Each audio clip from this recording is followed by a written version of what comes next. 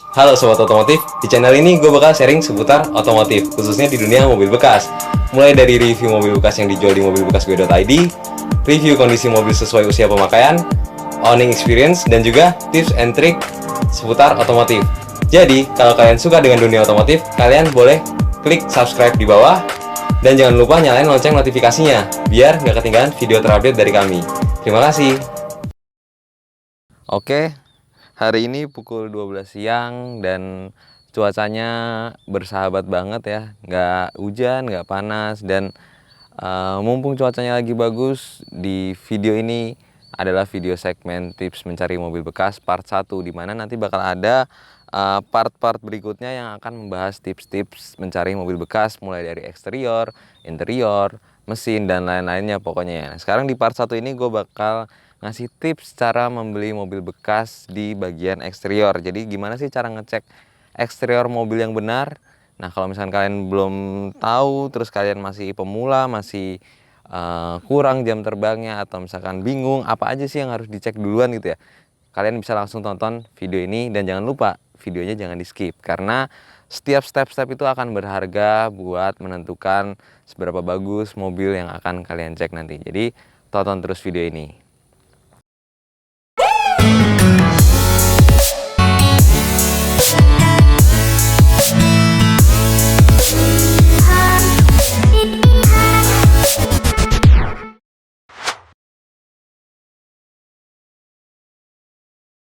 Nah, sebenarnya kalau misalkan kalian mau cari mobil bekas ya, itu sebenarnya susah banget sih enggak, cuman nggak gampang juga, karena mencari mobil bekas itu butuh pertama adalah ketelitian, kedua adalah basic yang kuat mengenai mobil, terutama di bagian mesin ya. Minimal basic kalian bagian mesin itu ya, dasaran-dasaran tentang mesin itu kalian mengerti. Dan ketiga adalah jam terbang. Jadi ketiga hal tersebut itu merupakan hal yang paling penting: ketelitian, jam terbang, dan basic yang kuat tentang mobil bekas gitu ya, terutama tentang mesin.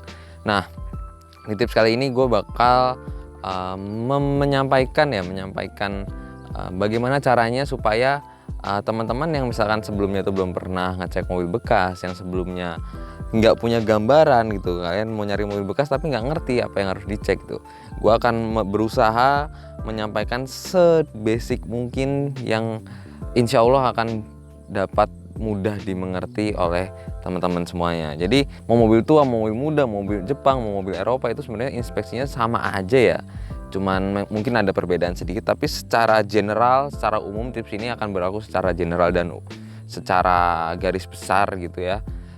Tips ini akan berlaku untuk mencari mobil apapun ya. Jadi mau kalian mau mobil Eropa, mau mobil Jepang, mau mobil Amerika, segala macam, terserah, tapi tips ini akan tetap berlaku karena memang basicnya sebenarnya sama aja gitu ya, mau nyari mobil bekas jenis apapun. Nah, perlu diingat nih, menurut pengalaman gua, pertama kalau misalkan kalian beli mobil tua nih, kadang orang itu membeli mobil tua itu tergiur harga yang murah banget gitu ya.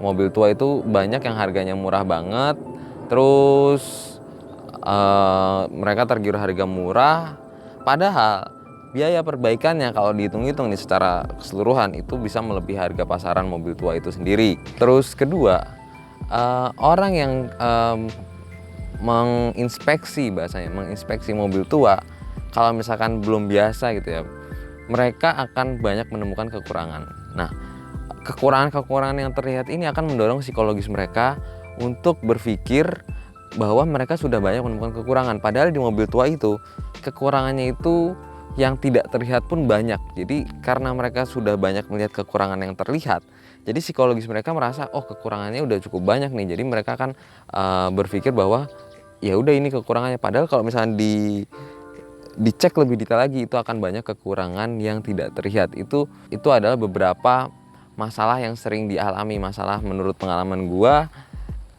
kebanyakan orang yang belum biasa ngecek mobil itu begitu kalau mobil tua. Nah, kalau mobil muda nih, mobil muda itu orang yang belum biasa ngecek mobil muda itu mereka akan tergiur dengan mobil yang looks-nya bagus, mobil yang looks-nya cantik, yang mengkilap, yang bersih ya, secara eksterior mengkilap, secara interior mengkilap, secara mesin pun wah gila bersih banget gitu, nggak benar-benar mesinnya kayak baru gitu ya, orang akan tergiur akan itu. Dan biasanya unit-unit yang kayak begitu adanya di showroom ya. Gue nggak bilang semua mobil di showroom itu jelek, cuman memang itu caranya mereka untuk menarik perhatian pembeli. Tapi perlu gue ingatkan, mobil yang looksnya bagus secara eksterior, interior, mesin dan lain-lain itu belum tentu mobilnya bagus gitu. Jadi memang mau mobil sebersih apapun, tahap pengecekannya pun, tahap inspeksinya pun harus tetap sama, harus tetap mendetail, harus dicek satu-satu. Pokoknya mobil bersih, mobil bersih, mobil kotor itu sama. Jadi mobil bersih belum tentu bagus. Even itu mesinnya bersih banget kayak baru, itu belum tentu mesinnya bagus itu. Kadang juga mesin yang kotor belum tentu mesinnya jelek gitu. Jadi ada trik-trik khusus supaya mengetahui mobil itu bagus atau enggak, bukan dari looksnya, karena looks itu bisa dibuat secara mudah gitu ya. Dan mobil gue pun sendiri yang gue jual itu, gue jarang banget moles gitu. Kalau misalkan nggak ada waktu ya gue jual seadanya. Mesin pun juga gue kadang doang gue bersihin, tapi kalau misalkan nggak ada waktu ya gue jual seadanya, karena memang kebersihan mobil itu belum bisa memverifikasi kalau mobil itu bagus. Jadi nanti akan ada trik-trik khusus ya. Nah sekarang kita akan bahas trik di bagian eksteriornya. Nah yang pertama adalah di bagian bodi ya khususnya.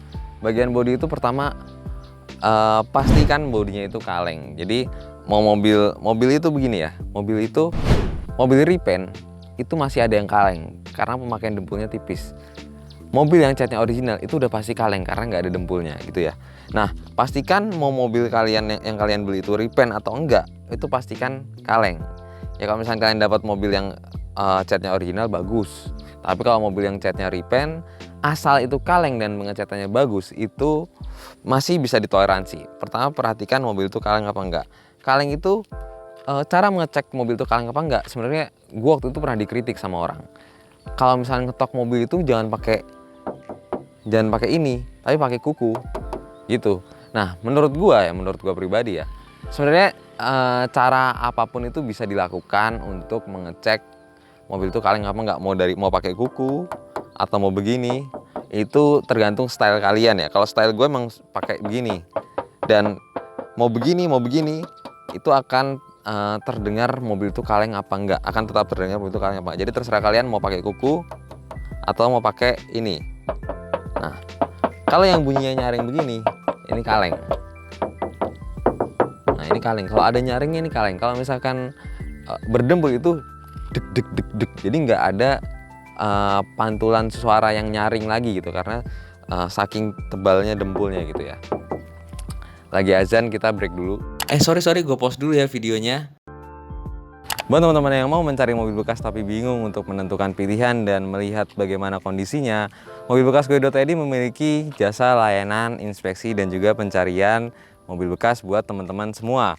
Nah jadi mobilbekasgo.id punya dua paket jasa layanan. Pertama jasa inspeksi only, di mana teman-teman menentukan sendiri pilihan mobil bekas yang ingin dibeli dan kami akan datang ke lokasi pengecekan untuk mengecek mobil yang teman-teman kehendaki. Dan paket yang kedua adalah paket jasa inspeksi plus pencarian mobil bekas. Jadi spesialnya di paket ini adalah teman-teman tidak perlu mencari di internet mobil apa yang ingin kita cek gitu ya, tapi teman-teman memasrahkan semuanya kepada kami yang akan mencari, kami yang nanti akan mengecek, dan kami juga yang akan bernegosiasi kepada penjual sampai mencapai kata deal. Ketika kata deal tercapai, jadi teman-teman wajib bertransaksi langsung kepada penjual tanpa perantara dari tim mobilbekasgue.id. Di paket yang kedua ini teman-teman benar-benar tinggal membayar harga yang sudah disepakati, yang sudah kita negokan tanpa perantara dari kita. Jadi itu adalah dua paket dari mobilbekasgue.id mengenai jasa layanan pencarian dan inspeksi mobil bekas. Oke, tadi kita sampai ngetok-ngetok ya.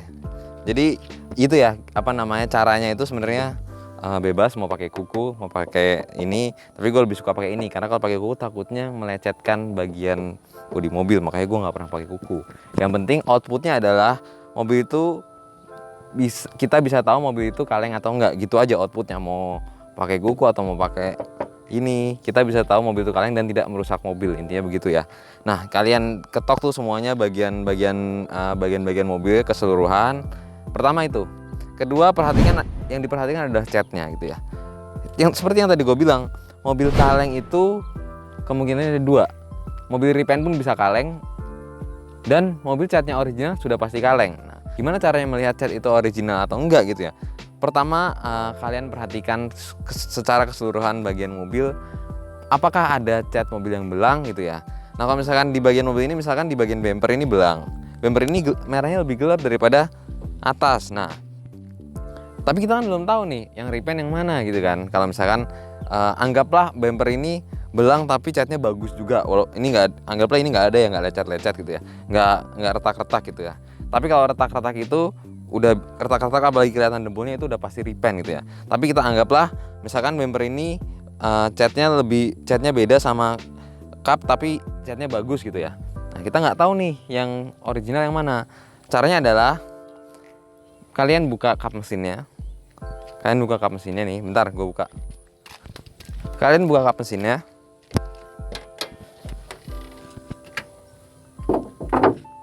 Nah, terus samakan cat di bagian bumper yang tadi gue bilang belang sama di dalam ruang mesin. Jadi ruang mesin ini catnya merahnya terang, kap mesin catnya merahnya terang, tapi bumper catnya merahnya gelap. Nah, kita bisa tahu kan kap mesin ini sama ruang mesin sama, sedangkan ruang mesin sama bumper beda. Berarti yang repaint adalah bumper. Yang asumsinya kita anggap bumper tadi catnya belang, merahnya beda tapi masih mulus gitu ya. Nah, kenapa patokannya ada kap mesin? Karena begini, kap mesin adalah yang belakang mesin ini ya. Kap mesin dan keseluruhannya yang dicat adalah bagian mobil yang jarang sekali dicat gitu ya. Apalagi mobil-mobil muda gitu. Karena ngecat kap mesin itu, pertama, cat di dalam kap mesin itu jarang sekali dijangkau ya. Jarang sekali terkena kontak fisik, entah itu dari udara, dari matahari, atau dari kontak fisik manusia gitu ya. Makanya kap mesin ini cenderung catnya pasti original. Ini mobil tahun 2002, sudah 19 tahunan ya. Kap mesinnya catnya masih original. Makanya bisa dijadikan patokan. Kenapa kap mesin? Karena pertama tadi kap mesin ini yang paling jarang dicat. Kedua, jarang dijangkau, jarang terkena kontak fisik. Ketiga, kalau misalkan mau ngecat kap mesin itu harus turun mesin semuanya. Jadi itu cukup ribet untuk mengecat kap mesin. Jadi kemungkinan kap mesin original itu sangat tinggi. Makanya kap mesin ini kita jadikan patokan cat original. Nah, kalau misalnya kita udah tahu cat originalnya seperti apa, kita tinggal samakan cat di kap mesin dan cat di keseluruhan bodi. Itu ya. Sama apa enggak gitu ya. Misalkan tadi kap mesin sama atas sama, ya udah kita ambil atasnya. Atas ini pasti original kan. Nah, kita ambil atasnya buat ngelihat sampingnya, terus buat ngelihat pintunya, buat ngelihat belakangnya gitu ya. Dan sebenarnya patokan cat original itu bukan cuma di kap mesin ya, tapi banyak yang nanti bakal gue tunjukin deh. Nah, terus tadi gue udah bilang kan mau nunjukin cat mana yang selain kap mesin yang masih banyak originalnya gitu ya, yang kemungkinan akan original. Nah, bagiannya adalah di bagian sini nih. Nah, karet-karet. Nah, kalian copot karet-karetnya. Nah, ini biasanya masih banyak yang original ya, karena biasanya ngecat dalaman pintu ini jarang sekali. Nah, ini dan dalaman pintu ini banyak kan original, karena ya sudah yang gue bilang tadi, biasa orang ngecat itu, apalagi mobil-mobil muda ya, ngecat itu paling bagian luarnya doang yang lecet-lecet. Tapi kalau mobil tua kemungkinan dicatnya sih udah banyak yang dicat ya. Jadi patokannya bisa di kap mesin aja. Tapi kalau misalkan mobil-mobil muda, misalnya umur 5 tahun 10 tahun nih, jangan lupa dicek. Kalau misalkan ini dicat, akan ada bekas catnya di bagian karet-karet. Karena intinya begini, kita mencari bagian-bagian yang sulit dijangkau oleh tukang cat gitu ya, yang kemungkinan kalau misalkan dicat itu tidak akan meninggalkan bekas gitu. Terus paling itu ya, kayak seperti yang di sini, sama karet-karet belakang juga itu cat-cat tersembunyi. Pokoknya kita cari cat-cat, patokannya adalah cat-cat yang jarang dijangkau, intinya begitu, untuk menyamakan catnya, manakah cat yang original dan manakah yang bukan gitu. Terus ada lagi sih sebenarnya banyak tips ya, tips melihat cat itu bagus atau cat itu original atau enggak, cat itu repaint atau enggak. Salah satunya gue akan tunjukin sekarang nih. Misalkan ini ya, ini spion buram, spionnya buram, warna merahnya beda. Terus kalau misalkan kita lipat begini nih, nah di bagian sini dia ada bekas-bekas catnya, ada bekas-bekas semprotan cat yang kurang rapi. Itu merupakan indikasi spion ini catnya sudah repaint gitu ya. Terus seperti di bumper sini nih. Nah, tadi kan bumper udah pasti repaint ya. Nah, gua akan nunjukin ciri-ciri mobil yang catnya repaint itu apalagi. Nah, di sela-sela bumper sini akan ada bekas-bekas cat yang tidak rapi. Nah, itu beberapa ciri-ciri catnya itu repaint gitu ya. Tapi sekali lagi kalau misalkan kalian beli mobil tua, repaintnya bagus, repaintnya nggak belang, repaintnya lux ori gitu sebenarnya nggak masalah dan kaleng gitu ya. Nah, itu merupakan ciri-ciri, beberapa ciri-ciri cat itu original atau enggak. Jadi kalian lihat dulu apakah ada yang belang atau tidak bagian cat. Terus apakah ada bekas-bekas cat yang tertinggal kayak misalkan tadi di spion sini, di sela-sela bumper. Terus biasanya kalau misalkan plafon dicat itu di bagian karet-karet ini akan meninggalkan bekas-bekas cat. Terus pintu dicat akan meninggalkan bekas-bekas cat di list-list ini karena kurang rapi pasti pengerjaannya gitu ya. Tapi kalau misalkan yang ngerjain profesional itu beda cerita ya. Biasanya profesional itu benar-benar detail banget, jadi segala macamnya itu benar dicopot, dia cuma ngecat bagian yang perlu dicat. Sedangkan kalau misalnya tukang cat ya biasanya cuma ditutup nih, listnya ditutup, lampunya ditutup gitu-gitu ya. Jadi kalau misalnya ngerjain profesional mungkin akan terlihat looks original, akan terlihat rapi, akan terlihat seperti orinya gitu. Dan gue nggak pernah punya masalah kalau mobil itu repaint tapi repaintnya looks original. Itu menurut gue ya apalagi mobil bekas gitu kan, intinya itu sebuah kewajaran lah. Nah, gue punya masalah kalau misalkan mobil itu udah harganya tinggi, terus banyak yang di repaint dan tidak rapi, itu gue akan bilang itu tidak worth it untuk dibeli. Ya mungkin itu di bagian catnya ya, sebenarnya banyak banget yang di bagian cat yang pengen gue bahas, cuman mungkin durasi videonya nanti kepanjangan. Intinya kalau misalkan kalian biasa ngelihat mobil catnya bagus dan melihat mobil catnya jelek, itu akan mata kalian akan terlatih gitu ya. Seperti yang tadi gue bilang, ngecek mobil itu butuh jam terbang. Terus yang ketiga adalah perhatikan nut body. Nut body itu apa sih? Nut body itu gampangnya gini ya. Tarikan garis-garis yang ada di sekujur bodi mobil gitu ya. Contohnya, misalkan di kampus ini ada tarikan garis seret gitu kan. Ada tarikan garisnya, terus di bagian sini nih ada tarikan garis nih seret gitu kan. Nah, ini nut body namanya. Nah, nut body ini perhatikan. Setiap mobil nut bodinya bentuknya beda gitu ya. Intinya kalau ada lekukan-lekukan, ada tarikan-tarikan garis itu harus diperhatikan. Lempeng apa enggak gitu ya. Lempeng apa enggak ya, perhatikan, dilihat dari samping begini, lempeng apa enggak. Nah, itu tarikan-tarikan garisnya itu harus lempeng. Terus lekukan-lekukan. Kayak misalkan di fender gini ada lekukan nih, seret gitu kan. Ini harus lempeng. Harus lempeng. Karena kalau misalkan mobil diperbaiki gitu ya, dan yang memperbaikinya, karena kan mobil begini, mobil itu lekukan-lekukan ini udah ada hitungannya, udah ada hitungan aerodinamikanya ya, udah ada hitungan konkretnya bagaimana. Sedangkan kalau misalkan mobil diperbaiki, misalkan sininya penyok terus diperbaiki, didempul, itu tidak akan presisi seperti semula, karena didempul itu kan nggak pakai hitungan ya, cuman dihalusin pokoknya mirip bawaannya doang, nggak bisa sama gitu. Nah, ini perhatikan juga lekukan-lekukan yang ada di sekujur bodi, kalian perhatikan apakah ada yang tidak presisi gitu. Nah, jadi itu ya, nut bodi juga penting. Jadi seperti yang gue bilang tadi juga ya, mencari mobil bekas itu butuh ketelitian, harus detail. Nah, kalau misalkan tadi nut bodi, jadi nut bodi itu perhatikan di sekujur tubuh, di semuanya ya, sampai belakang-belakang. Nah, kalau misalkan tadi nut bodi udah, sekarang perhatikan bagian tulangan dan upfront. Bentar, gue buka dulu kamus ini. Nah, perhatikan tulangan dan upfront ya. Tulangan itu yang mana sih? Ini tulangan. Nah, merhatiinnya gimana gitu? Padahal cuma begini doang. Pertama, perhatikan nggak ada bekas ketokan gitu. Nggak ada bekas ketokan, nggak ada bekas repair, dan nggak ada pokoknya nggak ada bekas dempul gitu ya. Nah, biasanya nut body ini kan penuh dengan lekukan-lekukan nih.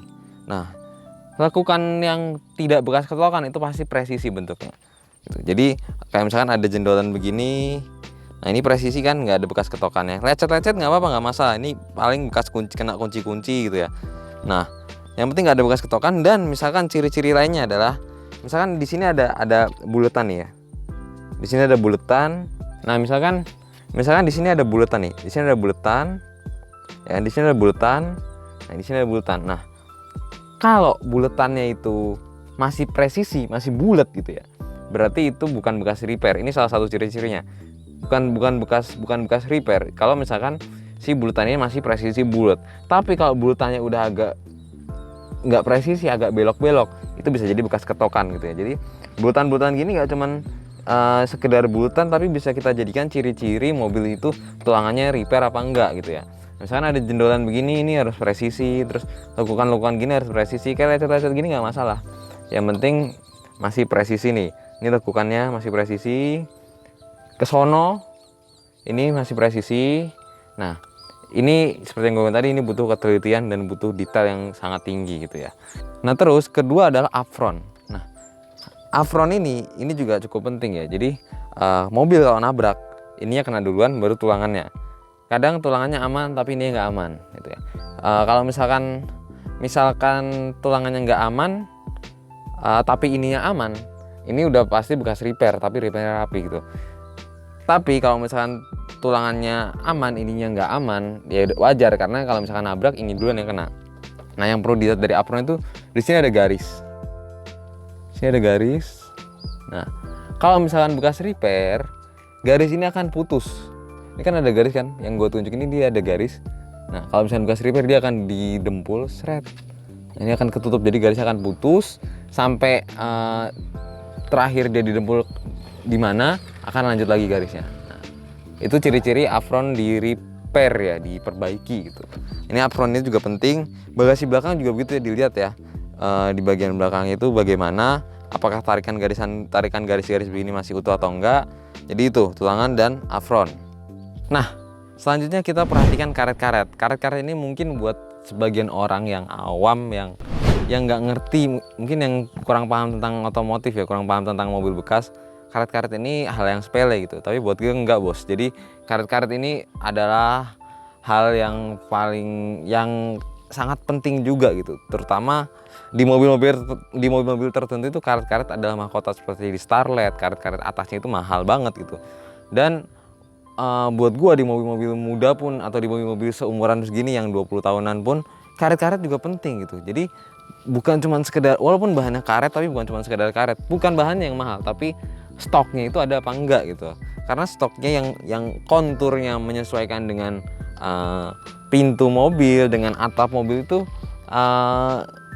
apalagi mobil tua ya. Kalau mobil muda masih banyak yang jual. Kalau mobil tua itu susahnya setengah mati. Jadi karet-karet itu, kalau kalian beli mobil tua khususnya, karet-karet itu diperhatikan baik-baik, karena karet-karet itu bukan barang, walaupun karet ya, bukan barang yang murah gitu.